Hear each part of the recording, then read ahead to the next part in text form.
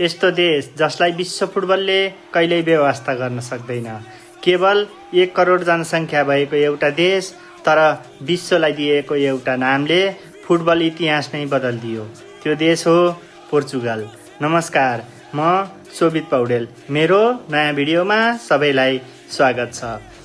आज जब पोर्चुगलको नाम आउँछ, धेरै मानिसको दिमागमा सबैभन्दा पहिले क्रिस्टियानो रोनाल्डोको नाम आउँछ। तर पोर्चुगलको फुटबल कथा रोनाल्डोबाट सुरु हुँदैन र रोनाल्डोमै समाप्त पनि हुँदैन। सन् 1966 को विश्वकपमा एउसिबिओले विश्वलाई देखाए कि पोर्चुगल पनि विश्व फुटबलको नयाँ शक्ति बन्न सक्छ। त्यसपछि लुइस फिगोले एउटा पुस्तालाई प्रेरणा दिए अनि आयो त्यो खेलाडी जसले केवल पोर्चुगलको होइन सम्पूर्ण फुटबल इतिहास बदलिदियो, क्रिस्टियानो रोनाल्डो। तर एउटा टोलीलाई महान बनाउने कुरा केवल एउटा सुपरस्टारको होइन।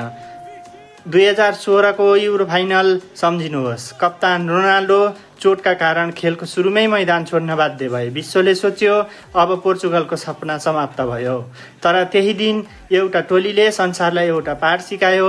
महान टोलीहरूले एक खेलाडीमा होइन विश्वासले जित्छन्। एडरको एउटा गोलले इतिहास बदल्यो। पोर्चुगल पहिलो पटक युरोपको च्याम्पियन बन्यो। आज पोर्चुगलसँग विश्वकै प्रतिभाशाली टोलीहरूमध्ये एक टोली छ।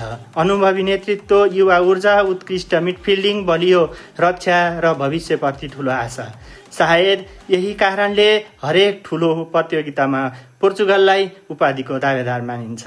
हामी पोर्चुगल फ्यानका लागि पोर्चुगल केवल एउटा राष्ट्रिय टोली होइन, यो सङ्घर्षको कथा हो। हारपछि उठ्ने साहस हो र यो कहिल्यै हार नमान्ने मानसिकताको कथा हो। अब तपाईलाई एउटा प्रश्न, यदि तपाईले पोर्चुगलको इतिहासबाट एउटा मात्र क्षण रोज्नु पर्यो भने त्यो कुन हुनेछ?